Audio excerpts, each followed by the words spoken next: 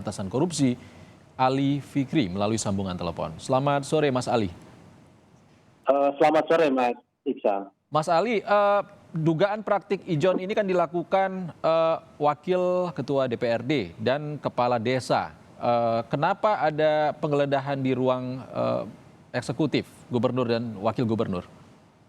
Iya Mas Iksan, tentu apa yang kemudian KPK lakukan ini kan dalam rangka kebutuhan penyidikan ya, untuk mencari bukti yang diperlukan, maka penggeledahan kan bisa dilakukan di mana saja yang kami duga ada bukti-bukti yang memperkuat serangkaian dugaan perbuatan dari para tersangka. Saat kegiatan tangkap tangan beberapa waktu yang lalu kami juga sudah sampaikan kan bahwa berawal dari adanya anggaran tahun 2020 dan 2021 dalam APBD pemerintahan Provinsi Jawa Timur yang merealisasikan dana hibah dengan jumlah seluruhnya sekitar 7,8 triliun kan kepada badan, lembaga, organisasi masyarakat yang ada di pemerintahan Provinsi Jawa Timur. Dan salah satunya adalah penyaluran untuk POKMAS ya, kelompok masyarakat untuk proyek infrastruktur hingga sampai ke tingkat pedesaan. Dengan demikian tentu tim penyidik KPK terus kembangkan, gitu kan, mengenai penggunaan dari APBD pemerintahan Provinsi Jawa Timur tahun 2020 dan 2021 dimaksud, gitu. Oke, Mas Ali, dari lanjutan atau pengembangan kasus ini, apakah ada dugaan dari penyidik KPK terkait keterlibatan gubernur ataupun wakil gubernur ataupun jajarannya, Mas Ali? Ya, tentu nanti segala informasi dan data yang kami miliki di awal pada kegiatan tangkap tangan dan kemudian tentu kami sudah melakukan permintaan keterangan dan pemeriksaan saling menjadi saksi dari 4 orang yang sudah kami tetapkan sebagai tersangka. KPK telah memiliki banyak informasi dan data yang akan dikembangkan.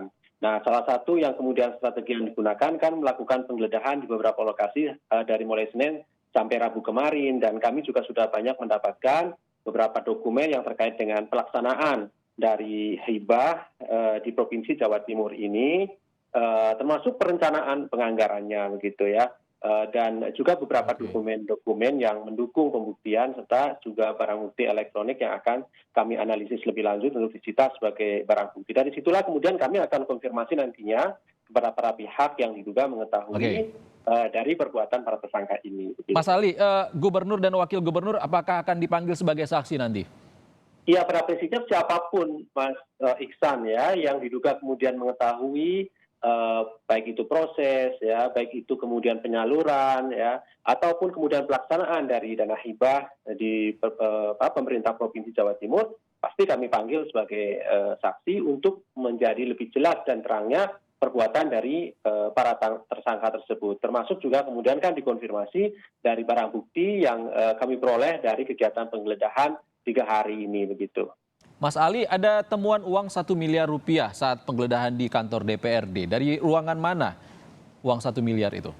Iya betul. Jadi dalam kegiatan penggeledahan di gedung DPRD ya, kemudian KPK juga menemukan bukti diantaranya adalah uang cash rupiah lebih dari 1 miliar rupiah ya, lebih dari 1 miliar yang tentu nanti kami akan konfirmasi kepada para saksi. Kami sebagai bagian dari strategi penanganan perkara kan tidak bisa sampaikan pada kesempatan ini karena masih nanti ada pemanggilan saksi begitu kan Mas Iksan. Kalau kemudian kami sampaikan ya tentu nanti akan mengganggu proses penyidikan, pemeriksaan terhadap saksi yang berkaitan dengan uang. Apakah uang itu ada kaitannya dengan dana hibah, tentu kami menduga ada keterkaitan sehingga kemudian disita sebagai barang bukti. Tetapi kan butuh kemudian konfirmasi kembali kepada para saksi-saksi di mana uang itu ditemukan. Begitu. Mas Ali, dana hibah yang ada di Provinsi Jawa Timur kan cukup besar. Lalu kira-kira apakah ada pengembangan dari penyidik KPK terkait dugaan penyimpangan dana hibah yang dilakukan kepada desa lain?